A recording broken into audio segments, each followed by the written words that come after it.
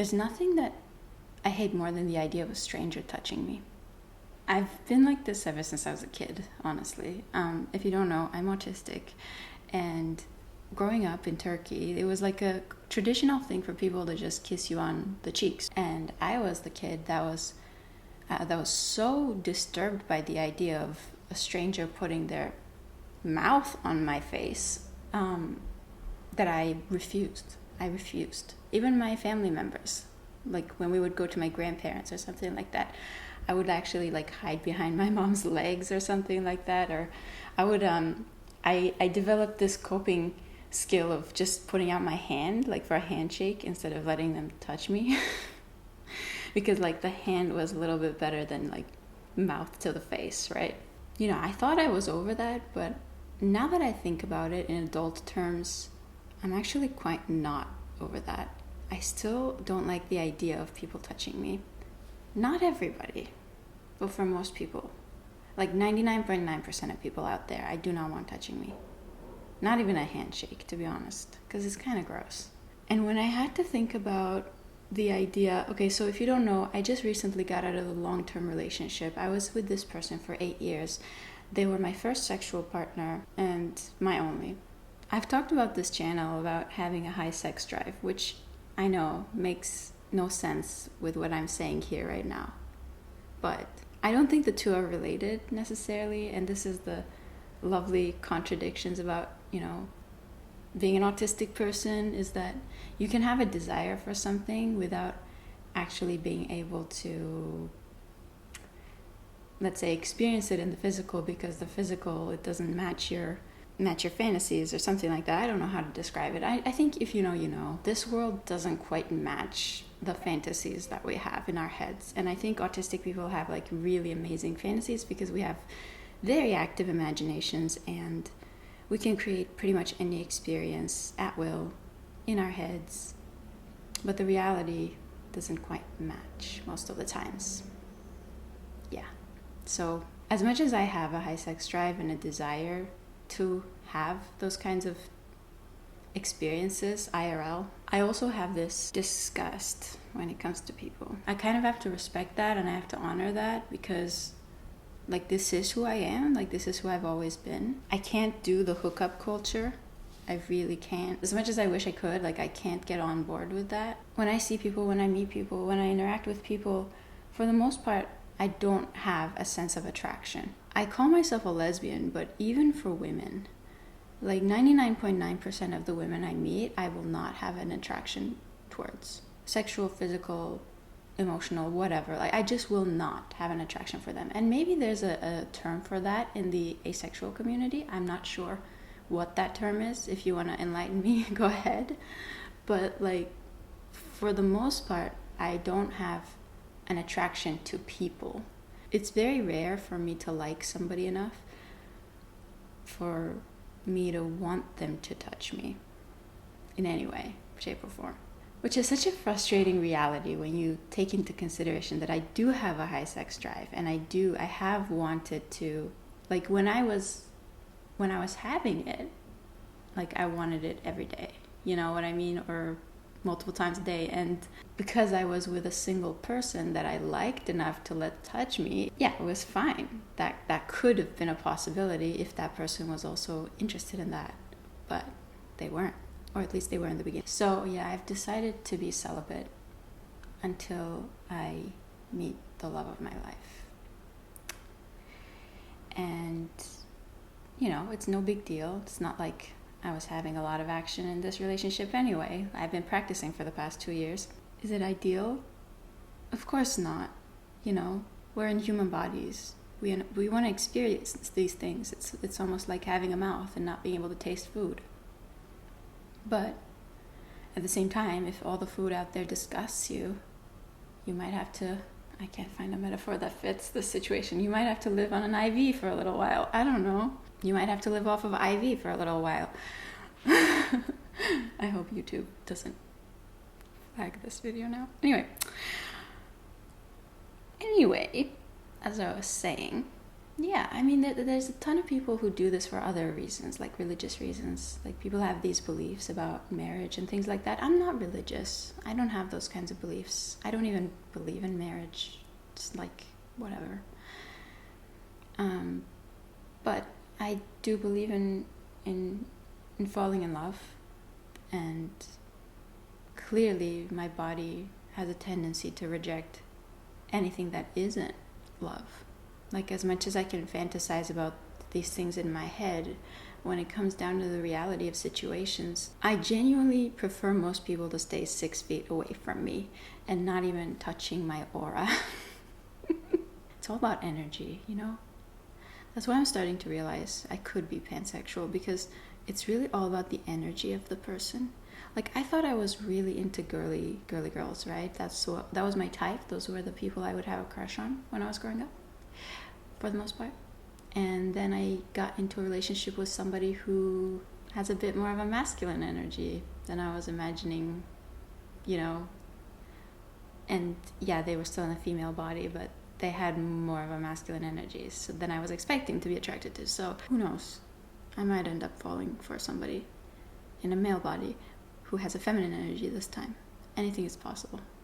But I just know that until that time comes and I do find that person, I don't want anybody to touch me in that way. It's not going to feel good anyway, you know? Like, I can predict that. It's not that simple. Because for me to want something like that, it's going to have to be like I would have to want that person so close. You know what I'm saying? Like, it's not just a physical act.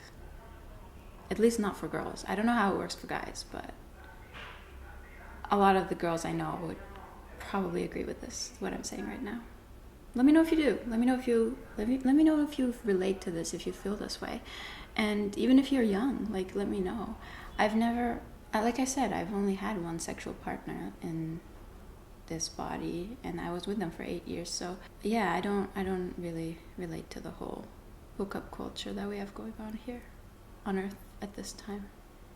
But if you enjoy that, good for you. Like, to each their own, you know, I'm not judging. This is not a judgmental channel. You can do whatever the fuck you want. Oh, and I'll also talk about judgment. It doesn't mean that I'm gonna... And talking about judgment, it's not that I'm gonna stop being like a slut on the internet. Obviously, I'm not. That's a totally different thing, okay?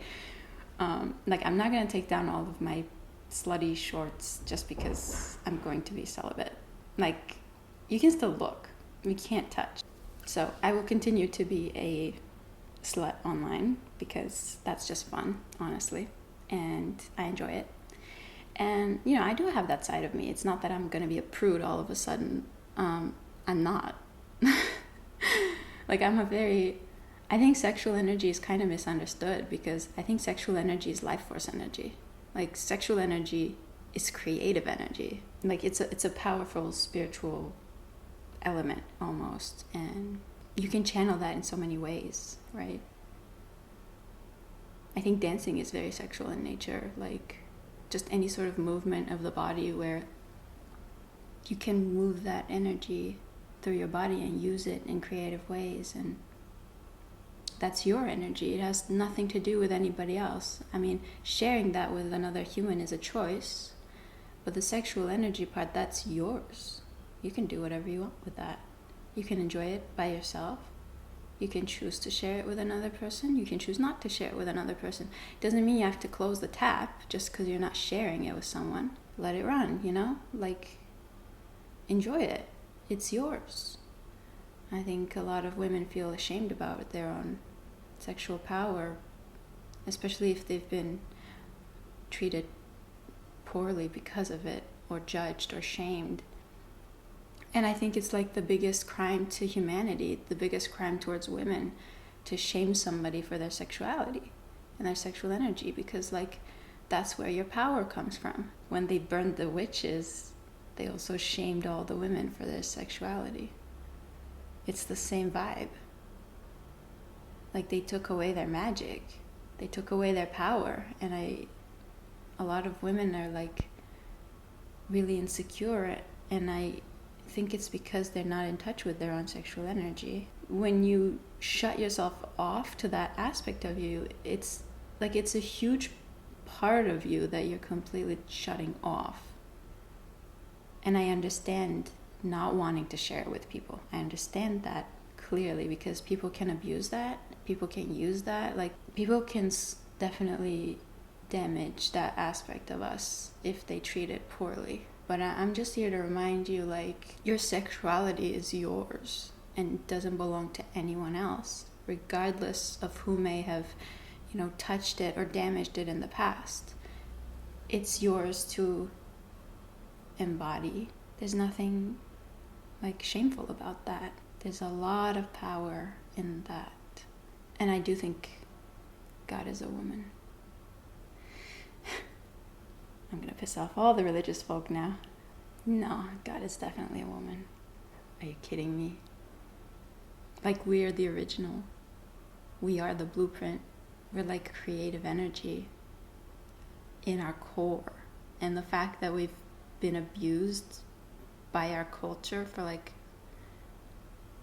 centuries, basically, it just shows. I think the way society treats women is the same way society has been treating nature and animals for a long time. And so if you feel wounded in that sense, if you feel wounded in your feminine energy, or you felt like you've had to shut it off and become tough and become more like a masculine, I understand you completely, because like, look at how they're treating nature. If you gotta protect yourself, you gotta protect yourself. I don't think I could have come to a place where I'm this like okay with my own sexuality if I wasn't in a safe enough situation to do so. So if you're not safe, I understand like the need to hide it, or the need to cover it up, or the need to just tune it out altogether. I understand that. It's a self-protective thing. It doesn't change the fact that it holds a lot of your power and a lot of your spiritual energy. Like, it holds a lot of the truth of your essence in this body anyway. So the goal is not to like shut it off forever to protect it. The goal is to find a space where you're safe enough to get back in touch with it, explore it, and express it. And I think the internet is wonderful for that. The internet is perfect. It's like a private art exhibit where people can see it but they can't touch. It's like amazing. It's the best. And women are art, so you shouldn't touch art. You should just watch respectfully from a distance. And yeah, I just don't, to get back to my point, like, I just don't want anyone to touch me unless I really, really, really want that person to touch me. And that might take time, and that's okay. I mean, I'm not waiting for anyone in specific. It's just like divine timing, right? I will meet them when I meet them. And until then, I'll enjoy whatever I can in my own way. Anyway, hope you enjoyed this video. Let me know what you think in the comments, and give it a like if you want to help with the algorithm. And I'll see you next time. Bye.